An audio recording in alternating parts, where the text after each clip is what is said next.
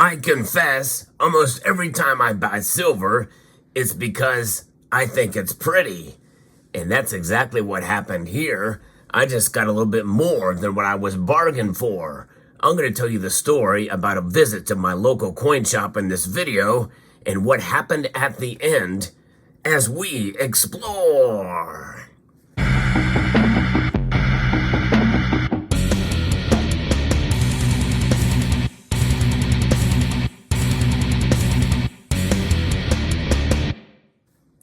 Oftentimes, it's always a treat to walk into a coin shop. You never know what could come through there and what may be available for sale. And that's just it. They are always buying and selling. And I've missed many opportunities, but I can't really take the time to go there every single day to see what comes through there and what is sold or bought. But thankfully, at least at one of the local coin shops I do visit, sometimes if they see something striking, pun intended, well, they may let me know that they have received a certain item that may be of interest to me. And this is not one of those situations, by the way. Although I just happened upon this local coin shop and saw this piece there, which I thought was just beautiful, for not a whole lot above what you would pay for regular privately issued bullion, or what's known as generic silver. I really don't like that term because most everything has a brand on it, although I think any silver that doesn't have a brand or label on it should be referred to as generic because we don't know who made it. But I guess that's the way a generic is. It's not a sovereign coin, but it is a round. This is definitely not that situation. This is a coin, an actual coin here that you may or may not have seen before. I'd never seen it before. It's one of the first of the series from St. Helena with King Charles III on it, dated 2023. And I just bought it thinking, well, okay, it's an ounce of silver. But boy, it's rather thick for 1 ounce of silver. But I thought, well, it may be a little smaller diameter. I didn't really measure the diameter, but I thought was quite kind of intrigued and thought, well, maybe it's lower relief, so it's a little thicker. Well, once I got home, I realized that it was not 1 ounce of silver. It was 1¼ ounce of silver. That's quite odd and intriguing. I had not seen this since the Royal Canadian Mint came out with their 1¼ ounce, 1.25 ounce silver buffaloes. That I have a few of those and showed those on the channel many years ago. But this is quite intriguing. It's got a beautiful background, but I got it for a 1 ounce price. So I got home and I realized the error. They sold me this for a 1 ounce price. And essentially, I would have gotten it for under spot, with that being said. So I called the coin shop and let them know that, hey, I owed them some money because this coin was 1.25 ounces and they had several in there. So I alerted them to that fact, to hold those back and to price them separately because they were not 1 ounce of silver. So they indeed did that, but it is quite an intriguing and beautiful piece. And when I went back to that coin shop, well, I paid the difference so that they could earn a profit on that coin. Now, it does make you wonder, what did they pay for these coins? Because they must have gotten them from somebody else, I'm not sure, or maybe they bought them from another dealer or what have you. Did they get it at 1.25 ounces and just forget to mark it there? Did they pay the 1.25 ounce price? I don't know. I didn't ask. I just thought it'd be in my best interest, well, and really everybody's best interest, if I was honest and let them know the error. But it did end up paying off in the long run, or in my next visit after that. And I'm going to talk about that here in a second. But first, let me just explain that what I like to do from time to time, I'm not buying a whole heck of a lot of silver these days. In fact, this is kind of a rare exception. I'll get a 1 ounce or a 1¼ ounce piece from time to time, or what have you. But I'm not really heavily stacking silver this year. But I do like to pick up and cherry pick through some Winged Liberty dimes from time to time. And they will allow me to do that, to kind of pick through and pick the nicer ones. Sometimes I'll ask for the ones that are a little better and pay a little bit more, like these, which I paid about $3 a pop for. but it's worth it to have some in a tube here that I'm filling up of dimes, and that may be another tubular journey down the road.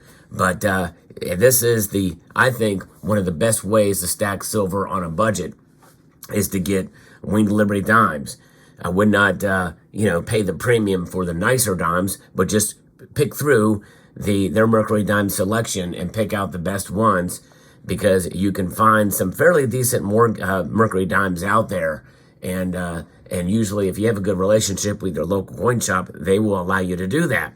And of course, this incident with the 1.25 ounce coin was not the first time that I was able to give them, I guess, confidence that I'm going to be an honest player in the market. There's been other times too. So I've sort of already had that relationship there. But so when I went back to pay for the balance that I owed on this, with letting them know that it was indeed more than an ounce, I saw this there. And this is a 1910 Intaglio Mint copy of the $10 gold eagle. Beautiful, beautiful indeed. And I do have the original of this, where they actually had the $10 denomination there at the bottom instead of 2 troy ounces. But because it was a coin and it had a denomination, I think they thought they better not risk doing that. So they took that denomination off and put 2 troy ounces here. This is the 1910D, and just wonderfully done by Intaglio Mint, the same mint that has done my 2 ounce silver round. And I got this here. These things do, if you can find them in the secondary market, they do tend to sell for a bit of a premium. And my local coin shop gave this to me for like a $1 per ounce above spot. I mean, a great deal on this round.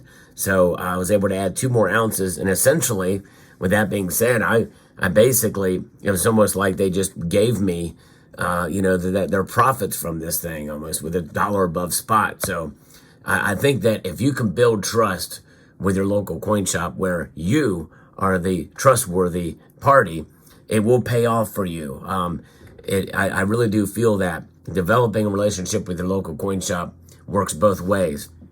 There are going to be times where I pay a little bit more for silver, like when I bought this piece. This is my most recent purchase from the same shop, and I paid $31 for this. And it's a silver coin, but it's a beautiful coin in a capsule, and probably paid a little bit more than I should have for it, but wanted it in the collection, and gave them a little bit of business. Supporting your local coin shop, I think, is invaluable, and it's a give and take relationship. So that's what I did there. Now, there is another occasion that did not involve this local coin shop, but another transaction where I got this coin, this 2024 Silver Eagle, right at spot price at the time. Spot price has pulled back a little bit since I made this purchase, but even so, deals can be had out there, even for new, shiny silver coins like this. Remember, it wasn't terribly long ago when you were paying $10 to $15 above spot for a Silver Eagle. Now the premiums have come down tremendously on them because of the lack of demand for a lot of silver and gold out there. It's remarkable to see how quickly things can shift. Folks, that is the power of the free market at work, where dealers will have deals. Yes, indeed. Deals at dealers, because that's how it works. Greater demand means higher prices. That's price fluctuation. It's not inflation, by the way. Lower demand means lower prices. And that's what we are seeing in part in the market right now. And so just depending on what is available for sale and how busy a coin shop is, well, they may be willing to let some things go for a cheaper price. And so certainly it's good to negotiate, but also to also be respectful and understand that local coin shops, they are operating out of brick and mortar locations, which require rental fees if they're renting the space, electricity, overhead of all sorts, paying their employees, and they have to profit on top of that. So be very careful with and consider when you do make these transactions. And I think that in the long run, you will be gifted, good deals from time to time. And that's exactly what happened here, especially with a piece like this. And of course, I don't really know the collectability of something like this. I bought it because I think it's cool looking. And that's really why I buy most of the silver that I buy, because of the beauty in a piece like this. And for those of you who know me, I am down with the thickness. I love silver that is thick, even with a milk spot on the side of it. And this is a little extra thick, and that's what attracted me to it, as well as the cool laser etched design in the fields there of this piece. Beautifully done indeed. And of course here, this semi-high relief $10 copy in 2 ounces of silver by Perth Mint is just breathtaking and stunning. And was very pleased to add to the stack.